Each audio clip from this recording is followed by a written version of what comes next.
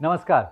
भारत में बहुत सारी चीज़ें होती हैं बट कुछ नहीं होती हैं। जैसे पिस्ता हमारे यहाँ नहीं होता लेकिन खाने में बड़ा अच्छा लगता है। अगर चिकन की ग्रेवी पिस्ता के साथ बने तो मज़ा आ जाए।